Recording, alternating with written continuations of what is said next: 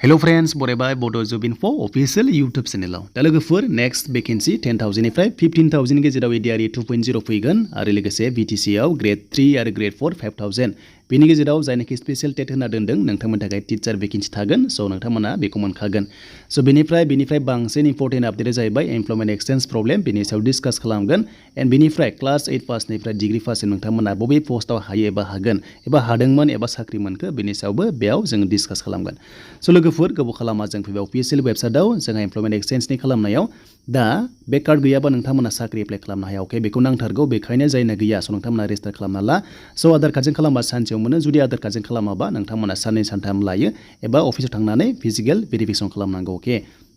सो नोंथांमोना physically verification खालामनांगौ डकुमेन्ट्सखौ लांनानै एन्ड बेयाव नोंथांमोननि डिटेल गासैबो हाबना थाजोबखायो सो बेनिफ्राय मोनसे बाथ्रा जों दायो गोसोखांनि डिग्री पासनि खोथायाव अके डिग्री पासआ क्लास 8 पास एबा 10 पास एबा एचएस पासनि जब लादों नामा सो बेनि सायावबो डिस्कास खालामगोन एन्ड बेनिफ्राय जोंहा हमना ला अफलाइनसोमोन सिगाङावहाय बे कार्डआ दानिया जोंहा अनलाइन जाबाय अके दा बे कार्डखौ खालामनाया 2023 आव अनलाइन खालामबाय अके हमना ला अनलाइन खालामबाय थ' बेनि सिगां 2022-20 आव जों हमना ला अफलाइन मोनदोंमोन हमना ला आं बे समावहाय डिग्री पासमोन हमना ला एग्जाम्पल आङो डिग्री पासमोन हमना ला 2020 फ्राव एबा 15-16 आवहाय स' बेनिफ्राय रेकर्डआ गासैबो थाखाजोब्बाय मानोना जोङो रेजिस्टार खालामहैदोंमोन अफलाइन हिसाबै नोंनि डेटाखौ लाबोदों एन्ड डकुमेन्ट्सनि बेक साइडआव स्टाम्प थायो बेनिफ्राय डेट थायो माब्ला इस्यु खालामनाय अके एन्ड बेनिफ्राय खोथाया जाहैबाय जों बेयाव एमप्लयमेन्ट एक्सचेन्जनि सायाव रायलायगोन एन्ड बेनिफ्राय देग्लाय हमना ला 2023 आव ADRE आव साख्रि एप्लाइ खालामसै मानोना ग्रेड 4 आव जोङो डिग्री पास हाया होनना बुजिदों अब्ला एचएस पासल' खालामना साख्रि लागोन नामा एबा लानो हागोन नामा एबा लादों नामा स' बेनि सायाव गोबां कमेन्ट्स एन्ड कुइसन जागासिनो दं दासान्दि एन्ड बेनि सायाव आपडेट लाना फैदों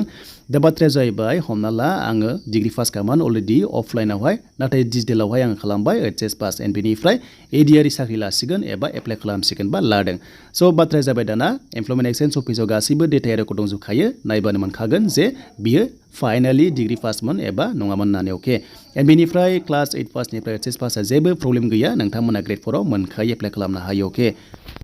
सो दानिया फैबाय नेक्स्ट वेकेन्सि 5,000 एबा 10,000 आवहाय हमना ला नोंहा एचएस पासल' खालामना लाबाय जुदि BTC आव 5,000 फैयोब्ला एबा 10,000 फैयोब्ला स' नोंथांमोनाहाय ग्रेड 3 आव जुदि नोंथांमोना गोसो दंब्लाबो नों हाला मानोना नोंहा डिग्री पास गैया खोथाया जाहैबाय डिग्री पासनि पस्टआव नोङो हाला एचएस पासनियावबा नों हागोन नाथाय नोङो डिग्री पासनि पस्टआव नोङो हमना ला नोङो डिग्री पास खाबा नों हाला अके मानोना एमप्लयमेन्ट एक्सचेन्जआव नोंहा एचएस पासल' जाना दङ नोङो 3 इयार्स उनावसो नोङो आपडेट खालामनो हागोन मानोना एचएस पासनिफ्राय 3 इयार्स उनावसो नोंथांमोनाहाय डिग्री पासनि आपडेटखौ मोनोमोन स' बेबायदि एग्जाम्पल होबाय आं नोंथांमोना बुजिखाबाय स' बेखायनो बे भिडिअ खालामनाय जाहोना बेनो जुदि सोरबाफोर गोसो दङब्ला डिग्री पासआ एचएस पास खालामना दाला मानोना प्रब्लेम जानो हागौ मानोना नोंथांमोना गावनो लस मोनगोन जे ग्रेड 3 आव डिग्री पासआव नोंथांमोना एप्लाइ खालामनो गोसो दंब्लाबो हानाय नङा स' बेनोमोन दिनैनि कन्टेन्टआ नोंथांमोना बुजिखाबाय एसेब्लाबो एन्ड बेनिफ्राय डिग्री पासआवहाय एचएस पासल' खालामना लानाय जायफ्रा ADRE साख्रि मोननाय दङ स' नोंथांमोनाहाय डकुमेन्ट्स भेरिफिकेसन खालामफिनोब्ला स' माबाफोर प्रब्लेम जानो हागौ बाट आं 100% होनो हाया बाट नोंथांमोनाथ' मिथिखायो मानोना एमप्लयमेन्ट एक्सचेन्ज अफिसाव अफलाइन हिसाबै जोंहा रेकर्डआ दंखायोमोन स' बेनोमोन एन्ड बेनिफ्राय ग्रेड 4 आव नोंथांमोनाहाय एचएस पाससिम हागोन 100% हागोन 8 पासनिफ्राय बेनिफ्राय ग्रेड 3 आव नोंथांमोना एचएस पासनिफ्राय हमना ला डिग्री पाससिम 100% नोंथांमोना एप्लाइ खालामनो हागोन नेक्स्ट लेभेलाव